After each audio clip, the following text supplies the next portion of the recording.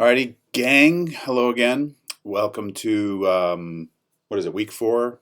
I think so. Aristotle week, and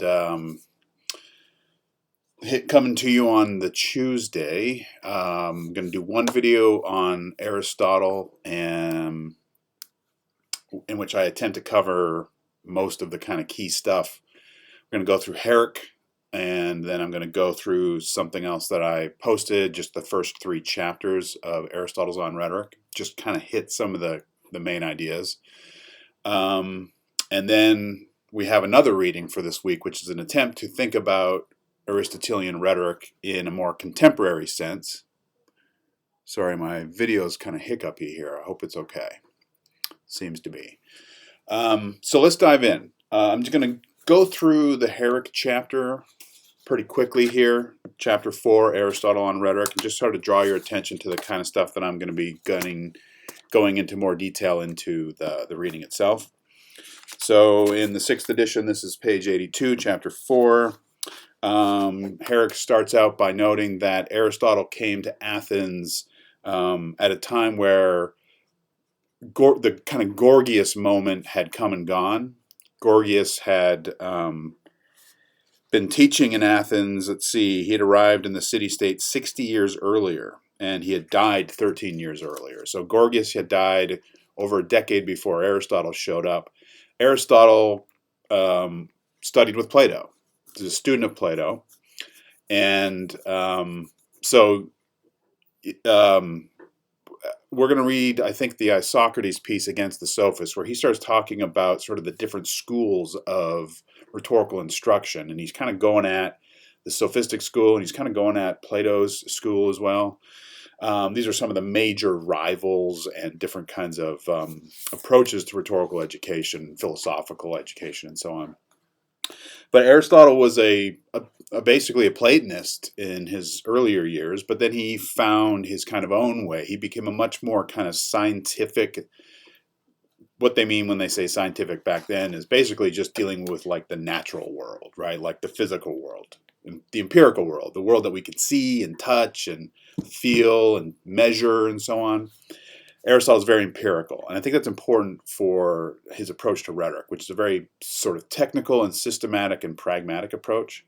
And if I haven't yet mentioned it, of all of the models that we're going to look at, Aristotle's is, I think, the most important, certainly conceptually, in terms of his ideas, his theories, theorizing about the kind of the process of rhetoric.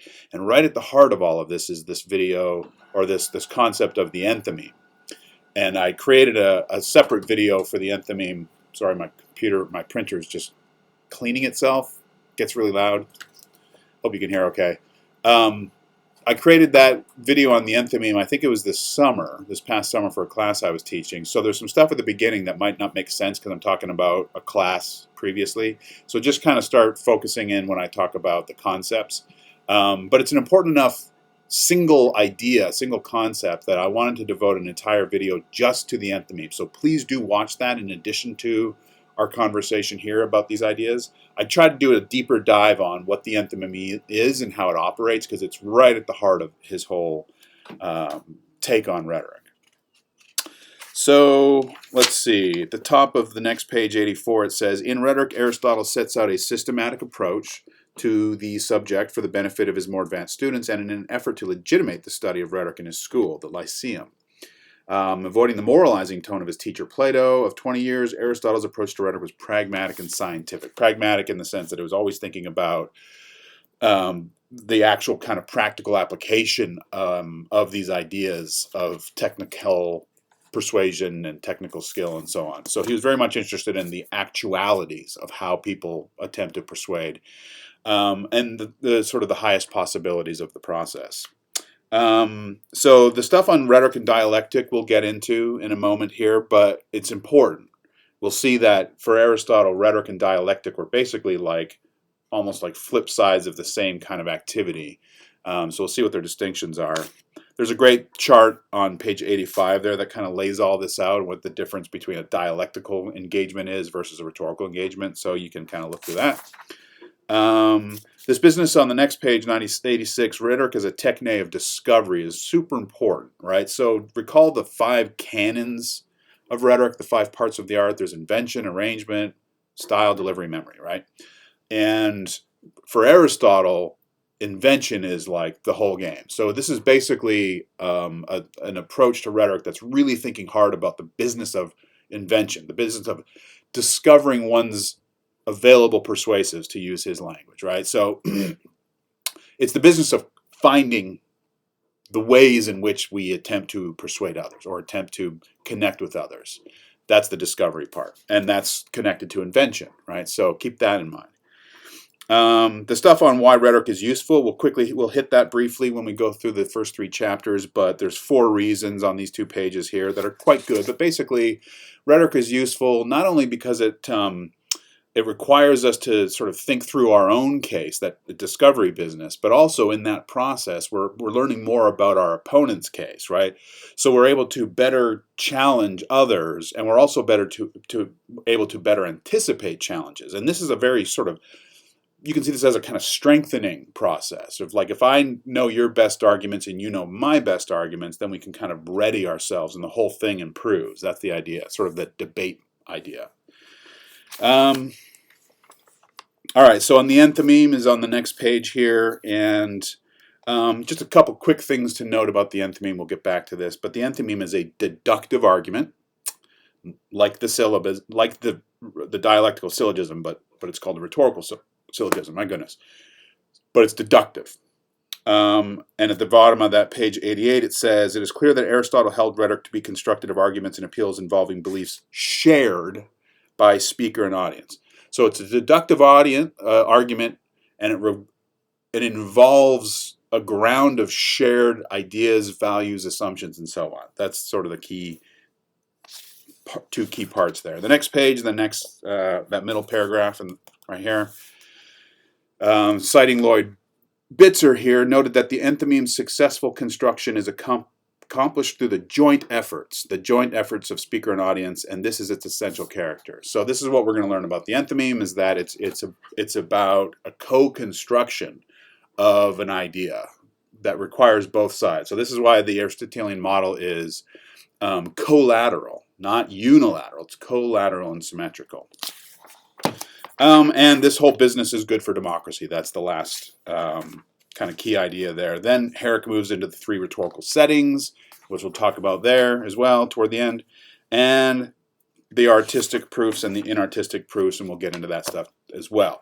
He's going through this stuff pretty thoroughly for a single chapter, and he's hitting kind of most of the key ideas. The very end here, 96, the topoi, the lines of argument, we'll hope to get to that as well. And if we can get all of that okay, then we have a pretty good handle on Aristotle's rhetoric. So you'll notice on the website that I posted a number of things to help with Aristotle. The main things that you want to be sort of focusing on, the Herrick chapter that we just went through, just those kind of key parts there. The notes that I posted, which gives some kind of biographical stuff. It's like an extension of Herrick. It gives some biographical stuff, but it also gives like the outline of the On Rhetoric, which is pretty important. You kind of see the breakdown of the entire thing. Then I just cut and pasted from the link to the entirety of On Rhetoric. I just cut and pasted the first 3 chapters of the first book. These are the 3 crucial kind of overview chapters where he covers basically all of his key ideas on rhetoric. So I wanted to have those as a kind of reading, and I put page numbers on it so that we can refer to it together. So that's the most important reading on Aristotle that you're going to want to be doing for this model, this week of reading. By all means, look through the full thing. By all means, go through my outline and the notes. But in terms of like what you need to sort of focus on, it's these 7 or 8 pages here. All right, and I'm going to go through the key moments. I also have, as I mentioned, the video on the enthymeme. Go ahead and check that out in addition to this one. And then I actually just posted a kind of bonus thing that I just discovered. I was going through YouTube looking at different things, and I found this video by this dude who I don't even know, but he's got a pretty good take on rhetoric, persuasion, and from a kind of Aristotelian perspective. He starts off by talking about this interesting stuff about the rider and the elephant. this business of sort of our conscious right thoughts and our non-conscious thoughts, and how rhetoric kind of works with both. It's quite good. You don't have to watch it, but it's helpful, and it kind of might snap some of these Aristotelian ideas into focus a little bit more. So with that, let's take a look at the first three chapters. These are, like I said, these are the key chapters, and Aristotle starts out by talking about the relationship between rhetoric and dialectic. Go back to that page in Herrick if you want to kind of get good on this. But basically, rhetoric is a process of engaging with a wide audience, a large audience, a mixed audience, an audience of non-experts on a matter of kind of particular local situated tension, right? There's some decision needs to be made, some problem needs to be addressed, right? It's dealing with some kind of immediate local problem, more or less, right? That's why it's known as kind of pragmatic and situated. It's dealing with real here and now type events. Whereas dialectic is this kind of smaller, think about Plato's dialogues. Those are dialectical exchanges where you have one or two or three or just a few people kind of talking about a very specific question, but it's a big philosophical question, right? So dialectic deals with sort of big truths. Like, how do we know what the purpose of life is? What is the purpose of a job? What is the purpose of war, right? It's like big questions. And we get to our answers by kind of back and forth and testing and challenging. And we're really engaged in a strict kind of analytical exercise here.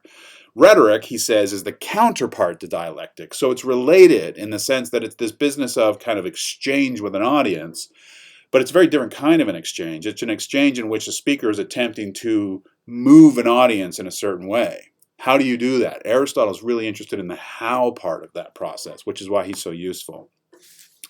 Now he says in the next paragraph, so this is first page, second paragraph here. He makes his first mention of enthymemes. He says, these writers say nothing about enthymemes, which are the substance of rhetorical persuasion, right? So everything in Aristotle's understanding of rhetoric really kind of comes down to the enthymeme as the substance, or elsewhere I've seen it written as the body of persuasion, enthymemes. All right, so we'll get back to that in a second. And in terms of that first chapter, go to the second page and the second full paragraph right there in the middle. He says, it is clear then that rhetorical study in its strictest sense is concerned with the modes of persuasion. He's tipping off these three modes of persuasion that other video on, it's actually got some stuff on Mr. Rogers, which is so great, but it covers the three modes of persuasion, ethos, pathos, logos, right? Those are the artistic proofs, the artistic modes of appeal, which we'll see in a second. Persuasion is clearly a sort of demonstration, he says. Now, this is a key idea, right? What's a demonstration? It's something that we believe to have been shown, right? It's like, oh, I've seen it, or I've sort of come into a place of belief because something has been proven in a kind of almost like a visual sense, even if it's not like actually visible, but like in your brain, you can sort of see it, right? So it's demonstrated in the sense that its proven power has taken root within you, and that's enthymematic. We'll see and how that works. So the orator's demonstration is an enthymeme. All right. Now in the next major paragraph, he gets into the why rhetoric is useful. Don't forget that chunk in Herrick where he goes through the 4 reasons that rhetoric is useful. That's where he's doing it right there. I'm going to skip over that because it's good, but there's other stuff that's more crucial. All right, so it says part 2 here, but I usually just think of it as chapter 2 because this is book 1 of 3 books, and then we've got the third, or this is now the second chapter or part. Sorry. But anyway, the beginning of chapter 2 or part 2 here is where we get Aristotle's great, awesome, legendary, famous definition of rhetoric. So much is packed into just a few words here. He says, rhetoric may be defined as the faculty of observing in any given case the available means of persuasion, right? Boom, there you go. So the key stuff here is this faculty. It's an ability or it's a capacity. I've seen power, right? So one's ability, and obviously that's a variable thing, right? I have a different ability, you have a different ability, I have a different ability today than I did tomorrow, but it's this idea of, in any given case, what is one's ability to what? To observe. This gets back to that discovery idea, right? It's about discovering the available persuasive, the available appeals that one's able to use. So in any given case, whether it's today, whether it's now, whether it's here, whether it's there, whether it's this audience, that audience, right? Me, someone else, in any given or specific case, what's available? The available means of persuasion. Just think about a situation, a kind of persuasive situation. What's available, right? It's hard to know that without knowing the particularities of the actual situation, the particularities of the audience, the occasion, the purpose, right? Who you're dealing with, who the rhetor is, what their level of training or knowledge or exposure or whatever, right? Open-mindedness. There's so many different variables and factors that go into this. But this is a great way of thinking about what we're doing, is that ability to discover our available persuasives. So heavy emphasis on invention as discovery, all right? Two more paragraphs down, he starts mentioning the three modes of appeal, right? So he says, of the modes of persuasion furnished by the spoken word, there are three kinds. The first depends on the personal character of the speaker, that's ethos. The second on putting the audience into a certain frame of mind, that's pathos. And the third on the proof or apparent proof provided by the words of the speech itself, that's logos, right?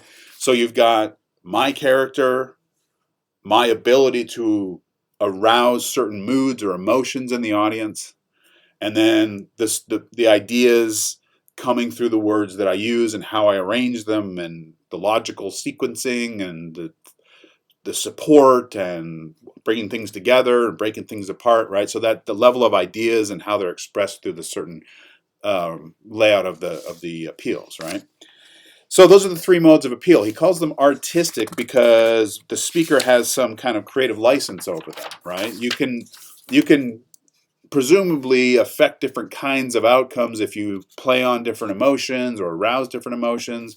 You can affect different outcomes if you modulate your own ethos in terms of sincerity, in terms of urgency, in terms of formality, style, tone, right? How you come across can have a big impact one way or another, and so on, right? So there's an artistry. That's why they're artistic proofs. I'm actually writing an essay right now on thinking about algorithms as inartistic proofs, and these things that are persuasive, but we don't really have any kind of artistic control over them. They move us around in ways that we're not really aware of oftentimes, and yet they're powerful, right? So he talks about, just very briefly, he talks about inartistic proofs, these weird things that we don't have any control over, we just use them. Things like contracts or witnesses and so on. So the artistic proof means that we have, again, creative or inventional kind of control over these things. Now, the key thing that I want to draw your attention to, this is on page 4 in the reading, and it's the second big paragraph right here. He says, with regard to the persuasion achieved by proof or apparent proof, just as in dialectic there is induction on the one hand and syllogism or apparent syllogism on the other, so it is in rhetoric. The example is an induction, the enthymeme is a syllogism, and the apparent enthymeme is an apparent syllogism. He says, I call the enthymeme a rhetorical syllogism and the example a rhetorical induction. So let's pause here. Now, this is where that other video will go deeper, right? So, but what's important, again, this is the rhetorical syllogism or the enthymeme is a deductive argument that relies on the shared understanding of speaker and audience, right? So he says we've got two different kinds of argument. We've got deductive arguments and inductive arguments, right? Inductive arguments work from the particular to the general. So it's like an example, right? It's like, I love Mexican food because that one Mexican place that I went to had really good Mexican food. And then the next place, or let's say like Cincinnati, Ohio has great Mexican food because I went to two Mexican restaurants and they were both really good. That's an inductive argument. You're drawing a generalization from a very small sample. We do this all the time, right? Because we live lives of discrete local experiences and we draw these conclusions out of them, right? So that's moving from the particular to the general. That's induction. Deduction works oppositely. Deduction operates from the general to the particular, right?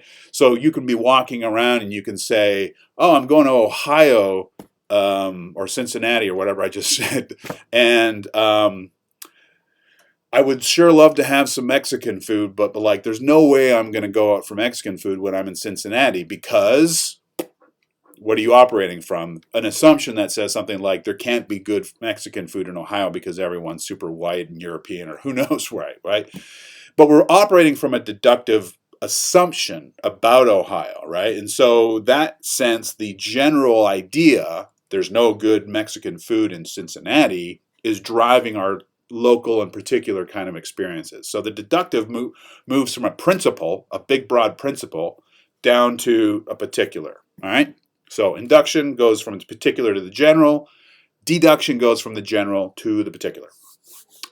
So those are the two kind of argument types, and then he breaks them down in terms of we've got dialectic and we've got rhetoric. A deductive argument in dialectic is called a syllogism. A deductive argument for rhetoric is called an enthymeme. An inductive argument for dialectic is called, he just calls it induction or paradigm example, and then in rhetoric, same kind of thing, right? So both rhetoric and dialectic sort of similarly work inductively from examples. He also calls them paradigms, just a specific case, specific kind of example. But dialectic has its syllogism, rhetoric has its enthymeme, right? And so enthymeme is a rhetorical syllogism. What does that mean? All right. So a syllogism, the usual example of a syllogism is, classic textbook example is all men are mortal.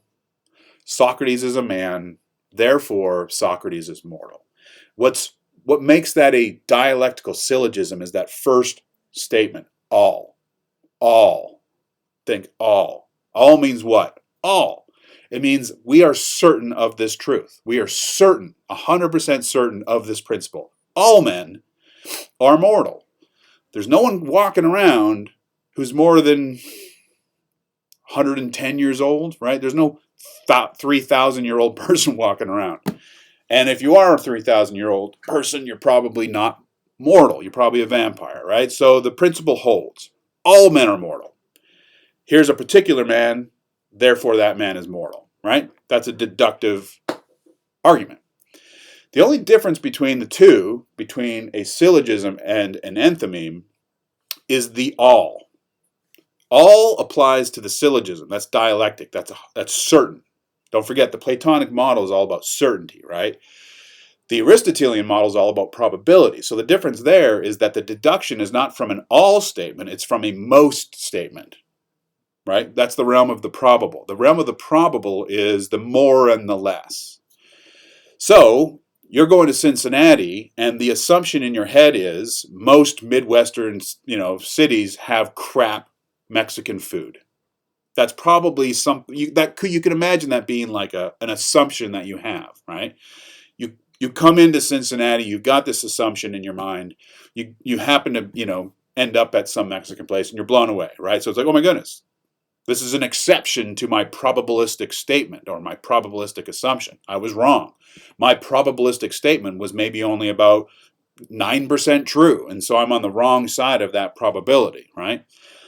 The key point here is that with Aristotle and the enthymeme, we're not dealing with all statements, right? That's the syllogism. All men are mortal. All children are innocent. All Americans are go-getters. I don't know. The enthymeme doesn't work that way. The enthymeme works on most or generally or often, or it's that variable realm of the probable, which means we're not dealing with 100%, we're not dealing with 0%, we're dealing with sort of the in-between and that meaty middle part. Just think about how we do this all the time. We all kind of engage in enthymematic processes because, we're always just assuming what each other's might think or believe or what kind of knowledge we share. So, advertisements work this way. They draw on assumptions like you're the kind of person who deserves a blank. You work hard. Yes, I'm someone who works hard. I care about these things, right? It's this more kind of murky, slippery realm of the more and the less, right? So I got a couple of examples in my enthymeme video that you can dive into. But the basic gist is any time that a speaker is attempting to make a connection with an audience, they're oftentimes doing it by saying things that don't require explanation because they're assumed, right? So like if I come into an audience and um, oh my goodness, everyone's wearing a sports jersey that says who just won the Super Bowl? Kansas City. So what are they? The Chiefs, right? Everyone's wearing a Chiefs jersey.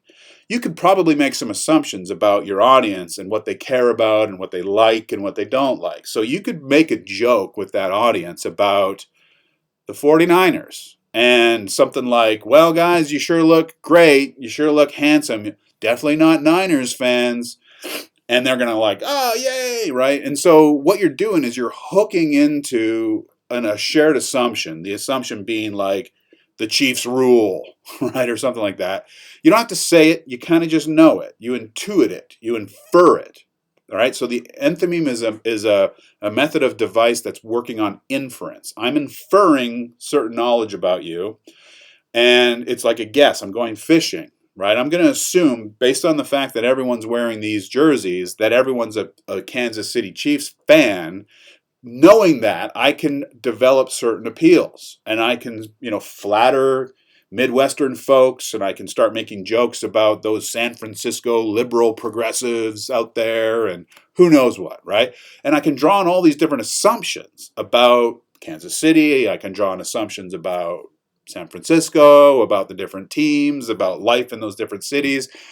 And I can bend audiences kind of based off of that. But I can only bend them if I establish that connection. And the connection is the enthymeme. So when you go back to that moment where on the very first page where he says, enthymemes are the substance of rhetorical persuasion. The reason that they are the substance or the body of rhetorical persuasion is because they establish a connection between a rhetor and their audience through some shared assumptions, shared understandings, values, memories, maybe even prejudices, good, bad, the other, right? This is the realm of the shared. I can only move you if I can tap into something that you already believe or feel or value, or right? So that whole process of connecting with an audience, oftentimes on not even a conscious level, is enthymematic. And it's the whole business of persuasion. Think about how many ads are appealing to your sense of pride, vanity, laziness, convenience, whatever. They're trying to tap into these values, these moods to get you. And once they've gotten you, if you watch that video with that guy who's talking about Mr. Rogers, he's talking about like, we don't appeal so much to just like conscious beliefs a lot of the times. We're appealing to what he calls the elephant, which is the like 90% of who we are is sort of below conscious awareness. So you're tapping into moods, values, sensibilities, things that are a lot more kind of, within us, deep within us than just like certain ideas that we share. So if you get that business of like the enthymematic process of attempting to hook into shared beliefs, then you're in pretty good shape for like what Aristotle's up to in terms of how he's thinking about persuasion. From there, and I'm moving on to 30 minutes, he talks about signs and probabilities as being sort of the major resources of this enthymematic persuasion. And the last thing to kind of note, I guess, would be the three genres or the species of rhetoric, right? So he gets into this in part 3, chapter 3, page 6. He says rhetoric falls into 3 divisions determined by the 3 classes of listeners. So we have two classes of listeners, those that are being asked to judge on action, and one class of listeners is just being sort of asked to kind of just judge the display, right? So the 2 kinds of action are split in terms of time. Past action is forensic, so the audience is judging on past wrongdoings. Future action is deliberative or political, and that's the audience is being asked to judge about future actions. Should we go to war? Should we build a wall? Should we, install this security program? Whatever. So we got judicial, we got deliberative, and then the third one is not action, it's display. That's epideictic. And these are speeches of like praise and blame, and it's about the moment, right? So like an inaugural speech, a State of the Union speech, a wedding toast, a funeral oration. Those are the 3 occasions that rhetoric happens. So we have these occasions. In each of these occasions, we're always being enthymematic. Speakers are always trying to hook into audience using ethos, logos, and pathos, right? So if you get all that, you're in pretty good shape. The last kind of twist here is this business of topoi. These are topics, right? So when we find ourselves in a judicial occasion, our enthymemes are going to be built around these specific kinds of topics. When we are in a judicial occasion, the kinds of things we talk about, he says in here, have to do with wrongdoing, have to do with harm, have to do with like why people do harm and so on. These are the kinds of things that we're talking about. These are the topoi, the places that we're going to develop our enthymemes. When we're in a deliberative or a political occasion, the topics, the things we tend to talk about, again, probabilistically speaking, we just tend to talk about these things. We talk about war, we talk about finances, we talk about defense, we talk about trade, and so on, right? Those are the topoi, those are the places that we're going to develop our enthymemes. In a epideictic occasion, the topics are around praise and blame, right? So if it's a funeral oration, you're going to praise, you're going to talk about these elements of this person's character, things they've done. If it's a you don't find too many speeches of blame, but you can, right? Like an opposition party type speech. Thinking about like after the State of the Union, there's usually the response from the opposition party, right? That's a pretty good example of blame, and so on, right? So that's pretty much the gist of at least the kind of the overview of Aristotle's on rhetoric. We've covered rhetoric and dialectic. We've covered what an enthymeme or rhetorical syllogism is. Don't forget, it's deductive and it's about audience connection over shared assumptions. The three modes of appeal, ethos, logos, pathos. Those are always in play, no matter our occasion. But for Aristotle, there's three main occasions, and that's the forensic, judicial, political, deliberative, and epideictic or ceremonial. I know that's a lot packed into only about 30 minutes. I'm trying to keep these videos to around 30 minutes at most, but Aristotle is really stuffed with important stuff. So please do look through the Herrick chapter. It should correspond pretty well with what I've just talked about and what we've covered in those first three chapters. Do also take a look at those notes that I put together from previous versions of this class. The rest of the stuff is there for your help in terms of those other two videos. But then also to be looking at the next reading, which is, this is a new one, Creating with the Universe of the Undiscussed. I'm eager to get into this and see what a contemporary, thinking about Aristotle in the context of like media, digital stuff should be interesting. So look forward to that video and hope all's well out there, gang. Peace.